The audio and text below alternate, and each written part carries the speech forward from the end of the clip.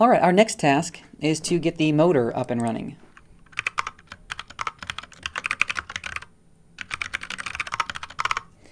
And specifically, we'll be using the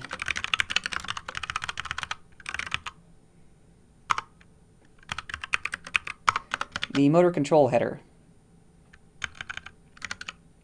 And if I jump into the motor control header, I'm going to go to the bottom. The class that we want to use is called motor control. Arguably, I should add some additional documentation for this motor control class, but it is the one that actually provides proportional controllers for the left and right motors, and handles the wheel encoders itself. If you wanted a lower level interface, so let's say you didn't care about the wheel encoders, you just wanted to directly drive the left and right motors, and you wanted to set the direction and PWM values directly, you could use the dual motor driver. Or if you wanted to just control a single motor, you could use the motor driver. And again, that lets you set direction and PWM directly. The encoder object just reads the encoder values, and then the final class in this file is a proportional controller for velocity specifically. So this header file has become pretty populated with functionality, but if you stick to mostly looking at the interface for motor control, your life will be a lot easier. So that's what we'll do. We'll create a motor control object.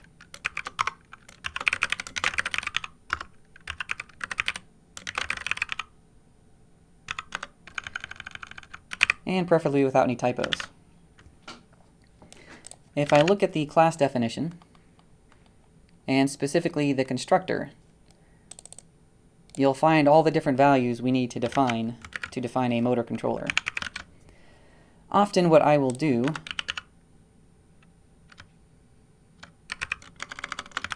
is copy that over so that I know what I need to define for my motor control class here, and I don't have to keep flipping back and forth.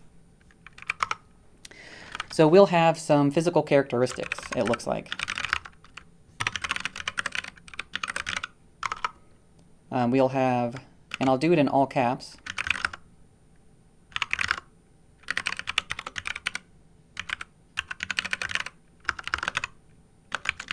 whoop, caps lock is making my modal text editor a little bit angry. And of course, these shouldn't be all caps.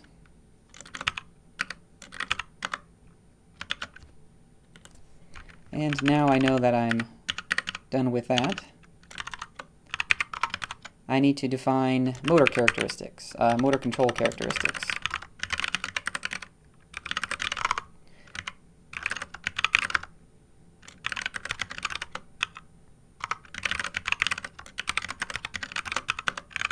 These are values that you should tune based on your previous exercises. What you'll find is if these values are too low, your robot will be very sluggish. It won't respond very quickly to changes in motor commands. So if you turn on the robot and you tell it to go 20 centimeters per second, if your left and right gain are low, you are likely to have it wind up and take a long time to get to that 20 centimeters per second. If the gain is too high, your robot will be really jerky, and it'll be really rough on the motors to, for example, go full speed in one direction and then try to go full speed in the other direction. These are essentially one way that you can change how fast your robot will react to changes in motor commands. Additionally, the max step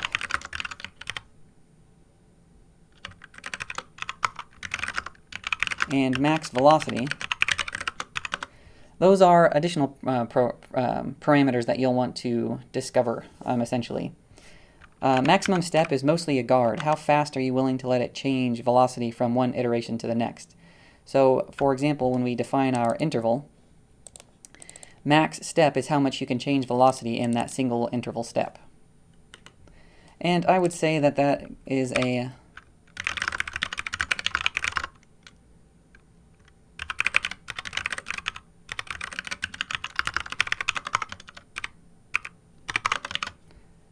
another control characteristic. How often we're updating the control belongs to this set of variables here that I'm grouping together.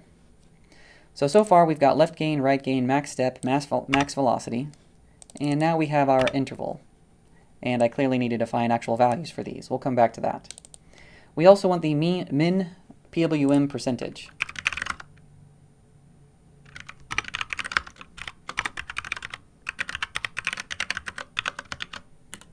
This is a value that you should have measured in exercise 5, I believe it was. This is the PWM percent at which the motor is unable to overcome friction to turn the motor itself. So for mine, I found a value of 20%. Works pretty well. Likewise, I found gain values of 0.5 to be fairly reasonable on my particular device. A max step of 0.5. And a maximum velocity of 40 centimeters per second. You may find slightly different values for each of these. I almost had a single gain factor, but your two motors could be slightly different. But for the most part, these two values should be pretty close to one another. Otherwise, it'll be sort of fighting against itself to resist turning. If one of these were 0.1 and one was 0.5 and you told it to go straight, one of those motors is going to react slower than the other. A good proportional controller will filter that out and won't be much of a problem. But it's still worthwhile to try to tune and find good values for those. What's left is to actually construct our motor control object. And so I'll spare you having to copy all these variables down. Or maybe I won't, just to show you how you can use your text editor to make your life a little bit easier. So I'll copy that one over.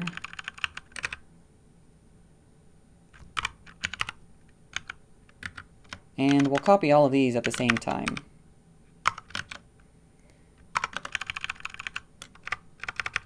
And now what's missing is a comma in front of each of them. And then since I have an auto formatter enabled, when I save the file, it should turn this into a fairly reasonable format. And I realize now I don't really love this max step name. There's a lot of different steps we could have. I'll call this the max velocity step just to be a little more specific. Likewise, when we get to positional control, we'll have more than just one type of max velocity. We'll have a linear velocity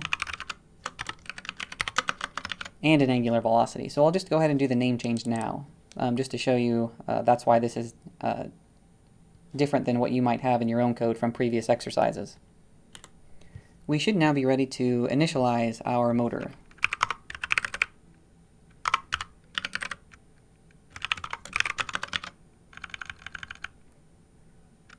And if you're ever curious what happens during a setup call, or what happens during the constructor, I encourage you to always jump into that code and not just assume you know what it's doing. So in this case, it sets up the motor driver and then both the left and right encoders, and we can recursively go in to see what happens in those function calls.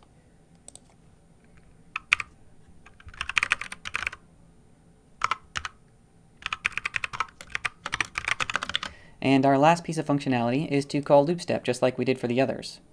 However, unlike the others, this one actually requires an argument for the loop step function. So jumping into the loop step function, we can see that it wants to know if the motors should be enabled or disabled.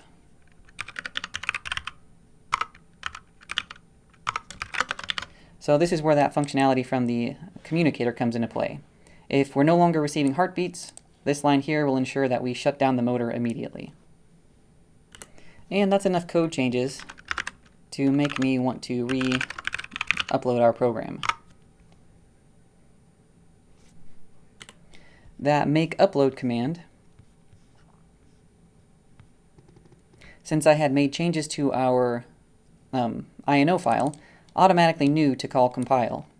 So after compiling, it did upload, and if I were to call make upload again, it would just skip that compilation step because I haven't made any changes.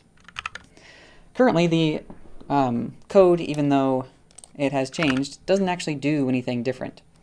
All we've done is set up the motor controller and called it and continually stepped it.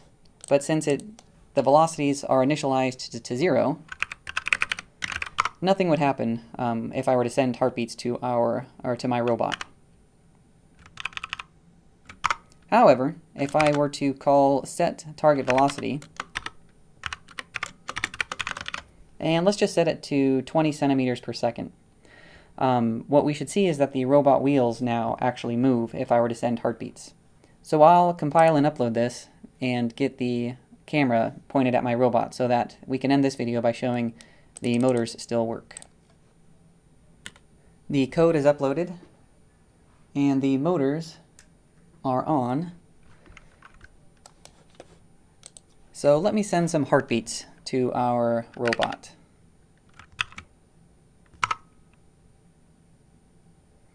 And of course that was the wrong IP address.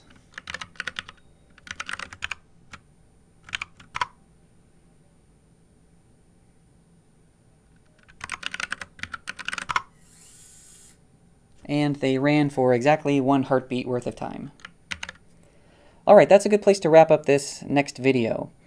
We'll continue moving forward. In the next one, we'll start setting up the kinematics, and then we'll dive into position control.